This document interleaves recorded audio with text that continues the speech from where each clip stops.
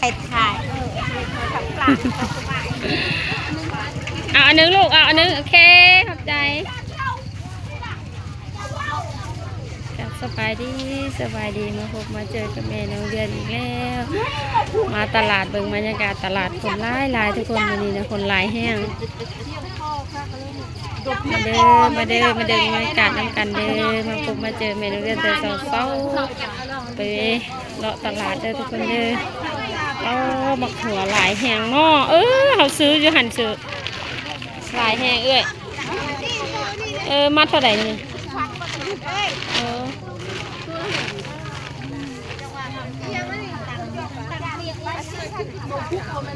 โมเมนโตอีหยังเนี่ยไหน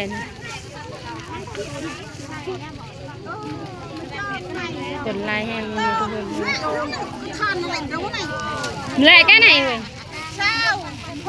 ขวดนาวขวดไหมอ่ะขวดนาวก็ขวดอะไรชาวะไหน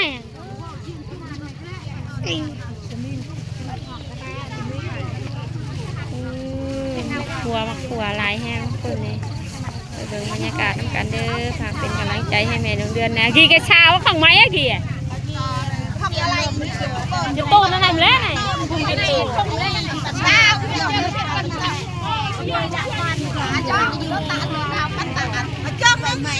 ไม่จะเพียจ่ามันชิ้นหนึ่งไปเนี่ยไปทางนั้นอะไรสลากันใส่เปลือกกลางนะจ๊ะใส่เบิ้งน้องหิวให้ก็จะไปใส่ถุงให้ป่ะใส่เบิ้งน้องหิวให้มันน้อยมันตุ่งน้อยเลยคือกัน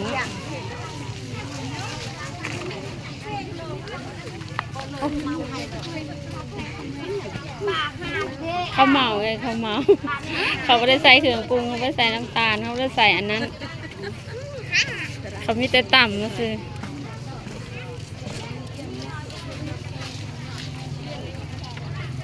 จะได้ดอกแค่โอ้ซื้อไปกินเลยดอกแค่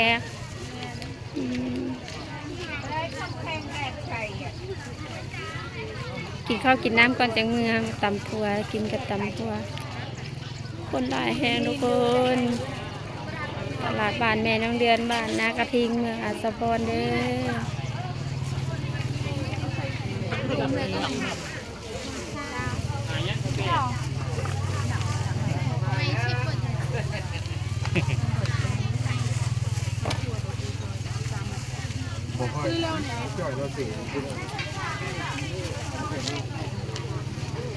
เขาบ่มีถุงใส่ให้เจ้าใส่ถุงนะบอกว่าได้เขาบ่ใส่ถุงให้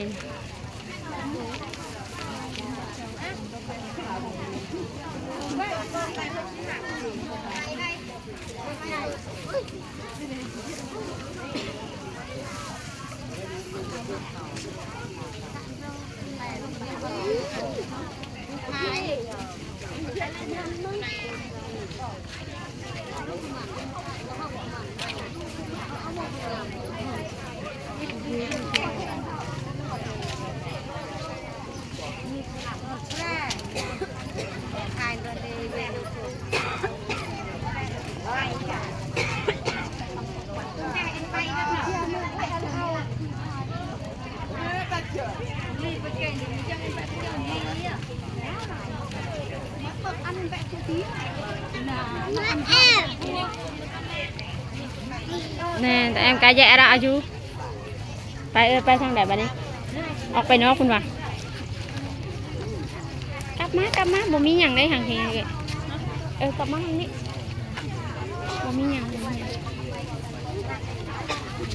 มาเลยแม่เตสินอยู่ใส่ดิก็ตีประตูนั้นดิเอาไปดิ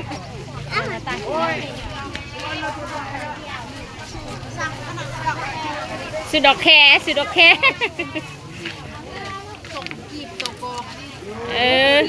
ไปที่กลับมาทางนี้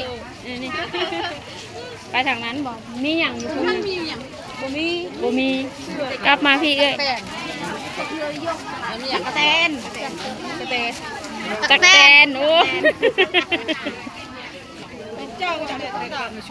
ช่องอัน เอากินไปจะแปะเด้อ กระดังเงี้ยเหี่ยวไปย่างต่อเจ้ามาในสิเจอได้ตอนเจ้ามั้งไหม ไปเฮาจิกกระโดดแต่งไปก่อน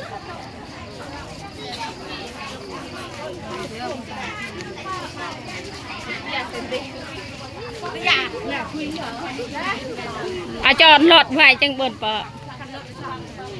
ะชีรถจักรหาอันกระตังอาณาดังอัปลอนังเสียอาณา นี่โตนี่หันจะเช้าวะ โตเด้อโตเห็นเลยมันบนหนาววะเผื่อมองหัดฟุด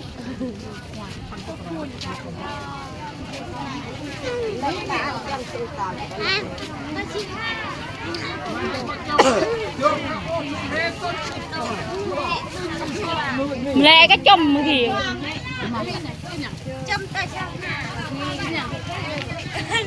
แม่ก็จมแม่จมมาเรียแม่ แต่เช้าหน้าเนี่ย50มีจองแล้วมันปั่นเบิ่งเวียก แล่นเท่าตัวจริงค่ะ โอ้นุกเพื่อน เมื่อก่อนมีจองแล้วมันปั่นเบิ่ง ไปเบิ้ง ไปอย่าง เยอะไหนวะทุกอย่างเห็นเมนวะ ต่อเฮ้ยก็ปลามาคิดปลาอันใหม่ปะเบิ้ล158,000 158สอีดเบิ่มอันเป้งไงเฮียตะอีดดักอีดดักปลาอันใหม่เรียบร้อย158แสนกลอยเพลน110เด้150จะแบบ8,000แอนเกียร์ผ่ะคืออีดเบิ่มอันนี้คือเด่นเพลงใครมุกเอาเถอะอันนี้เกียร์เครื่องมาไปโบมันหิวแอนเลยแอนเจอใช่ไหมปอเลยเจอปอจะจุกไหนจุกกี่ใช่ไหมจอมเราจูđấy sụt trâu đó